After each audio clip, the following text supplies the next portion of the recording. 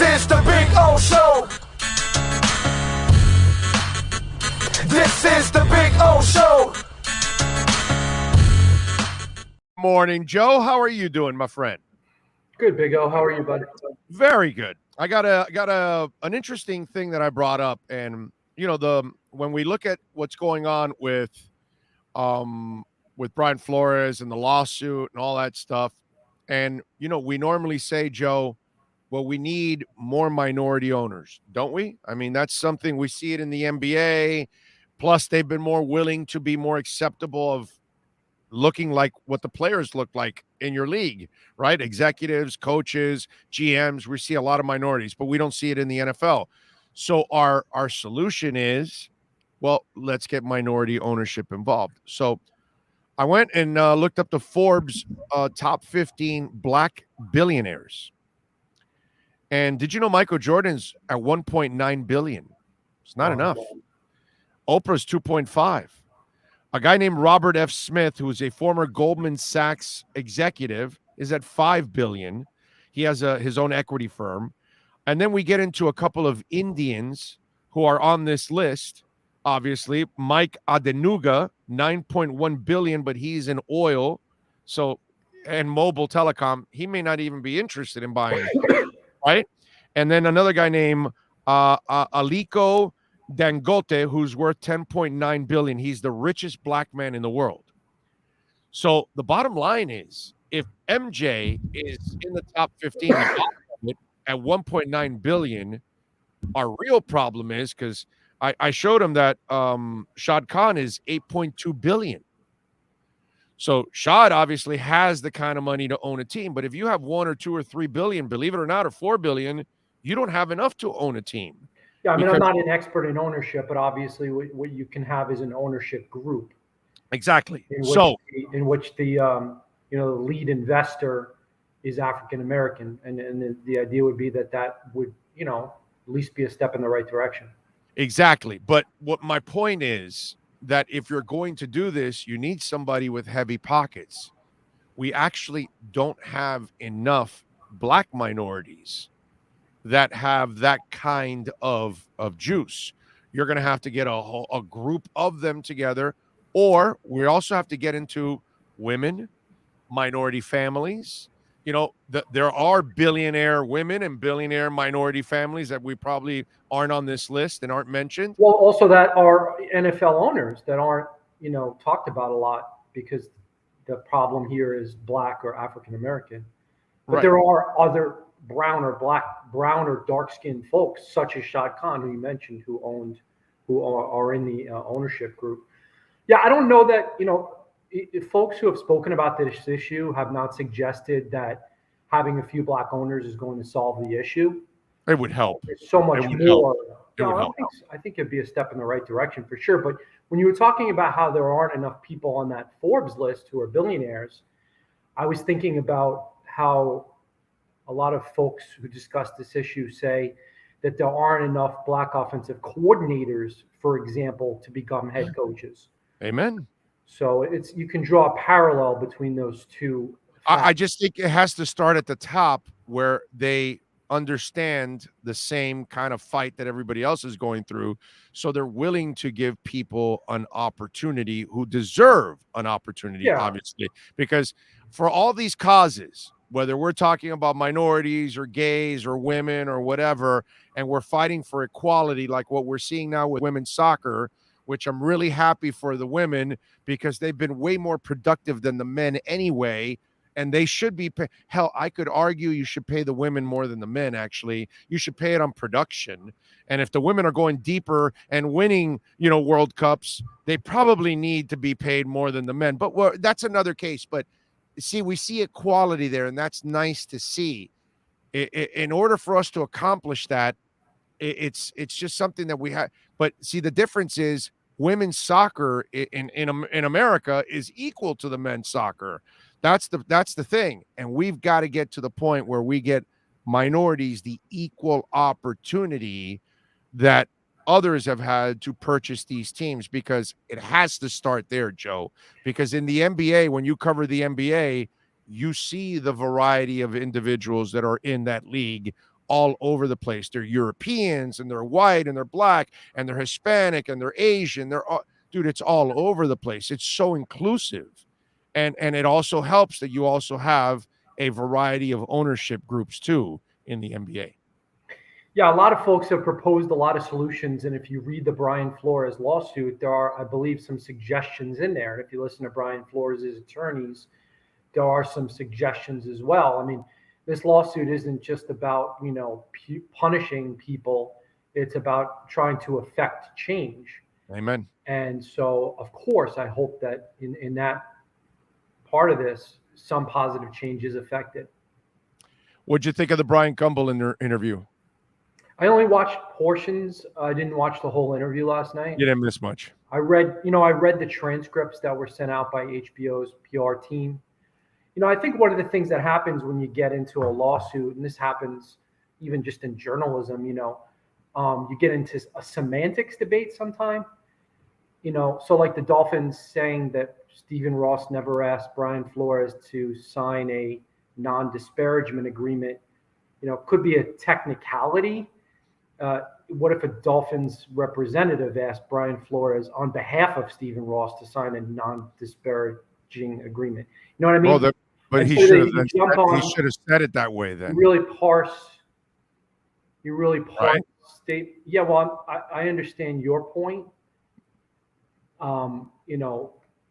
Sometimes we don't say every word or phrase or sentence exactly the way we would if we could go back and write it down and edit. I mean, if he's willing to throw Belichick under the bus, then he's willing to say, well, employee A came to me with an NDA on behalf of Stephen Ross to sign it. He should have said that. He could have thrown the employee. I mean, in that interview with Gumbel, by the way. Transcript, and again, you get in the weeds and you lose sight of what's important.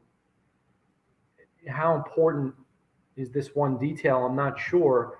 I believe Brian Gumbel said, so are you saying Stephen Ross wanted you or asked you to sign an NDA? And he said, uh-huh. So you're getting in the weeds here, but it's not like Brian Flores said, and then Mr. Ross came into the office with a piece of paper and placed it in front of me and said, sign this now or you'll never see a dime of Dolphin dough. You know what I mean? Like, yeah. It's kind of like the whole thing with like, hey, I'll give you $100,000 for every game you lose. I don't know if there are folks out there who do believe that was like a legitimate, like backroom mafia kind of like offer, or if it was more a flippant remark. Well, that's the problem. That when we had Omar on yesterday, and I think it was flippant remark. Does Omar believe it was a legitimate, sincere, binding offer? Well, when I had Omar on yesterday, and I was kind of frustrated with the I Am Athlete one because I thought they didn't challenge him at all, and I told Omar that, and I said, when you asked him, hey, did you talk? Initially were there tanking talk in that initial interview with them, and then they got into something else, and they never followed up with him on that. So here's another semantics thing. We know that it's unlikely that Stephen Ross or Tom Garfinkel or Chris Greer said to Brian Flores in an interview, listen, man, if you want this job, you have to be on board with a tank. They probably didn't use the word tank, probably. What they probably said was, we're going to give you a 5-year contract because the first year doesn't even count. We're tearing this thing down to the studs. It's a dramatic and total rebuild. As Stephen Ross said on the record, if we have to lose 4 games in order to change the direction of the franchise, so be it. He said that on the record in a press conference. So, of course, he said it privately to all of the head coach candidates. Yeah. Brian Flores was not blindsided by the concept that they were going to tear this down to the studs. Of course not. The thing that he didn't like is that he was offended that he thought the owner was so serious about wanting to lose that he was willing to give him money in some form. There was an allusion to a vacation, right? How about this? This is, again, we're all spitting in the wind. We really have no idea, but I'm with you on this. That when they first met, hey, man, we're tearing it down to the bone, and we understand you're going to struggle a lot in this first year. I know we know you're going to struggle to win games. So, this is why we're giving you a 5-year deal. We're tearing it all the way down. So, and so indirectly, he's kind of telling you, hey, we know this year, hey, you can throw it out the window. But one way or another, he didn't pick up on that and then still went out to go win games. But if you watch the I Am Athlete interview, at one point there, he goes, so you knew they were tanking? And he said, yeah, I knew, and I took it on as a challenge. So in other words, he knew what they were trying to do, and yet he went against it. So if you knew about it initially, dude, you should have come forward then. I think there's some confusion about what the word tank means. The Dolphins from the start disputed that they were tanking. They didn't want to be associated with the 76ers or the Browns and this sort of thing. Well, he was coaching to win. So there was no tanking on the field. A tank season means that you make it almost impossible to do anything but win. That's what a tank season means. That's what the Dolphins did. That's different from throwing games. Exactly. Yes. But unfortunately, some of my friends, they don't see any difference. And of course there's a difference. Well, I understand why they don't see also a difference, because you're still trying to lose one way or another, Joe. So I get why they look at anybody. I can understand, not just your friends, anybody looking at it that way. That makes sense for them to look at it that way. But again, this is the crazy part. If somehow or another you knew you were involved in this from the get-go, then dude, why didn't you get off right from? That's when you would have had credibility. Now it makes you look like you're just bitter because you got fired, you didn't get a job. Now you're suing everybody, and that's the problem to me. That's where this doesn't really fly much. Listen, in all sports, when a team is far out of playoff consideration, here's something they often do, especially in leagues in which there's a draft and the worst teams get the higher pick. They stop playing the 34-year-old veterans. Right. And they say, let's take a look at the youngsters so we have a sense for what we might have. Brian Flores, and this is the part that bothered me, Josh Rosen stunk in practice so much that he couldn't bring himself to play Rosen the last few games. You wouldn't be playing Rosen because it's a tank plan. You would be playing Rosen, who's 12 years or so younger than Fitzpatrick, because you want to take a look at the younger player. That's how you justify taking a look at players who are less established, less proven, maybe even less talented. That's how you justify it, but he wouldn't do that. And I disagreed with that decision. Even if Josh Rosen threw 8 interceptions in practice in a week, I thought he should have rolled them out there the last few games. Let's see.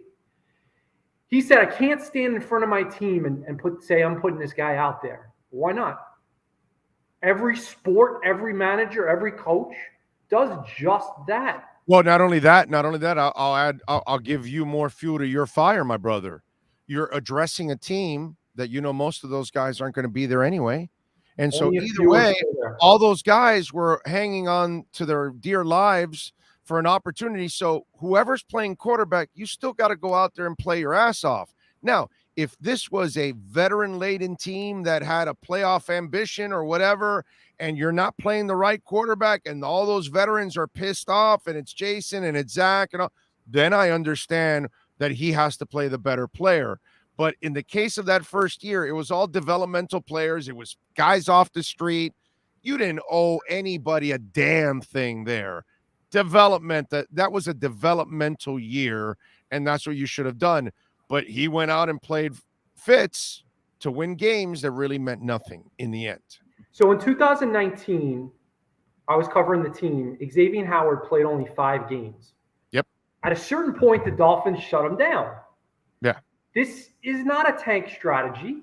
This is a smart strategy. Xavier Howard, there's no point in running him out there. We're not involved in the playoff hunt. So organizationally, they made a decision to shut him down. Well, he also has had several scopes. I'm So saying we all know Xavier has only so many miles on his knees.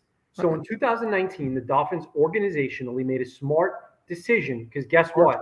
2020, Xavier Howard, 16 games. 2021, Xavier Howard, 16 games. Guess what? The decision paid dividends. Yeah. So Brian Flores and Chris Greer. By the way, he continues to play 16 games because he's still searching for more money. I'm just saying, but go ahead. That's fine. I would like, incentives. Motivation. I would like incentives for the weekly insider report with Joe Schad, brought to you by American Dream Lending. I would like bonuses. I'm going to ask for a restructure. I would like $100 extra per week if we hit a certain threshold, Big O. There you go. There you go. And do you think that I would send out more tweets about your show? You damn right I would.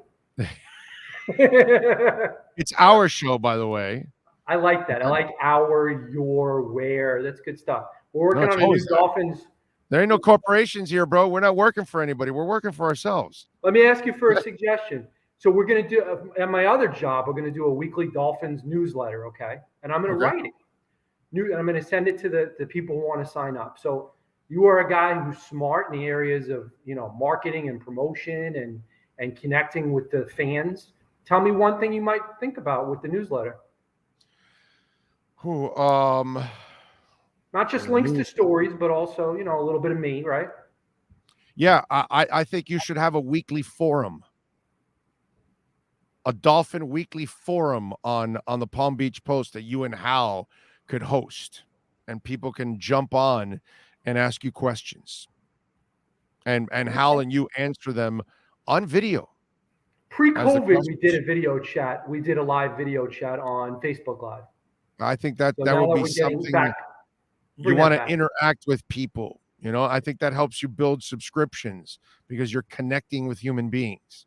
I think it's incredibly, in our business on the radio side, I can't speak on your side because it's different, but on our side, they try to teach you to not take phone calls, to not really lean on listeners at all, and all that kind of really, and then you really hang. Most of the guys that I've hung around with, they don't really want to meet people. They don't really want to be around the people that they depend on every single day, which is the weirdest thing. And I've always been the polar opposite of all of that.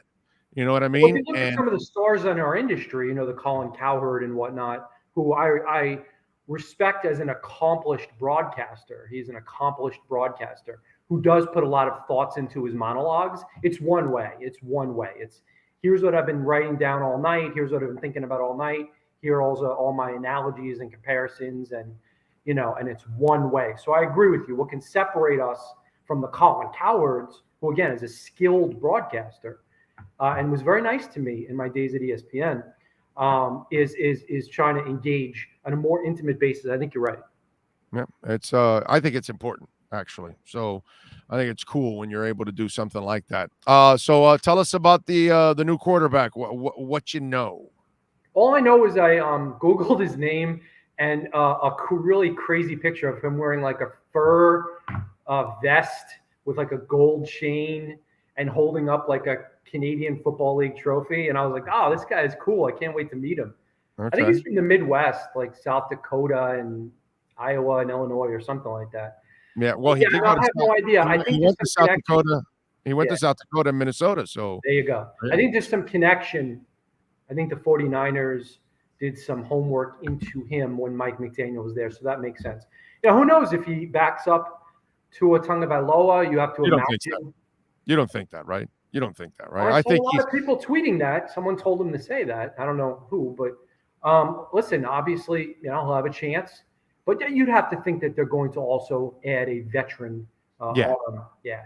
I think they'll add a mid-tier veteran type that can back him up and help him out, seeing on the other eyes on the field. And I think this kid will end up competing with either an undrafted or a 7th round quarterback or something like that. I think they'll draft the guy really late or undrafted guy to bring in, and those two camp arms will battle to see who's the practice squad guy. But I think they're going to add a veteran when it's you need arms because they're learning a new offense with new routes And Right. so, if this guy has some familiarity with what the 49ers want to do, that type of offense, that'll be helpful too. Yeah, and also movement. So you're going to need a quarterback that can move around a little bit. He has to have some athleticism to play in this offense too. So it can't be you can't be a pure drop back passer in this Well, I mean, offense. Garoppolo, looked like he should be an athlete, but he wasn't really mobile. So Well, he's mobile enough. If you want to move him around, you can do who's it. more mobile, Garoppolo or Tua? No, I think Tua. No, I think Tua's. Yeah, no, Tua's guy. Tua He's can not juke people. fast. He's not fast, but No. he has decent movement skills. Yeah, I mean, he's juked guys. You've seen him. You've seen him make. He makes people miss at times. And by the way, he'll run you over. The hell are you talking about? You get into his way, he runs you over also. When do you see Garoppolo? Garoppolo doesn't do things like that. I kind of wish Brian Flores, I asked Brian Flores about that like 3 times, and he refused to say that he thought it was cool or that it inspired his teammates. Oh, he hated that kid. He was just so, well, no, I don't mean that he hated Tua. I mean that he hated that play. And I just wish that he could have brought himself to say, you know what? I don't like the play. We teach our quarterbacks to slide. But I'm going to give Tua that one. That was a play that really inspired his teammates. You know what I mean? Like, he was very within the lines. Mm-hmm. And I get the feeling Mike McDaniel is going to be a little more flexible. When I tell you he's so full of crap, his eyes are brown. He did not like that kid at all. He never, ever wanted Tua. Ever. Okay? He was pissed that he had to coach Tua. And that ruined it right from the get-go. Well, I think the fresh start is going to be good. I think Mike McDaniel and Frank Smith, the offensive coordinator, and Darrell Bevell, the new quarterbacks coach and offensive coordinator, in the same way, the new offensive line coach, Mr. Matt Applebaum, I think. Applebaum. Yeah. By the way, before I let you go, Tua looked like a president at the end of his term. When you look at the Tua you were covering at the beginning, holding up, wearing Fitz jersey and clowning around with you guys, and the guy at the end of this year who was serious and beaten down, and you can tell, dude. Yeah, he was scarred, not just physically, emotionally too. And I wrote that. I've written that, and you can read it in the Palm Beach Post. I did 10 homework assignments for the new Dolphins coaching staff. It's a subscriber column, but we extended the offer into today, 2 months, $22, 2 years, $22, 2 years, $22. So, I mean, that's a joke. That's an absolute joke. And he and Hal do excellent work. Tom D'Angelo, they're also good people there at the Palm Beach Post. Follow him on Twitter at Schad Joe. Catch him twice a week here with the American Dream Lending Miami Dolphins Insider Report. Thank you, sir. Appreciate you. Be well. Got it. There you go. The great Joe Schad. Boom.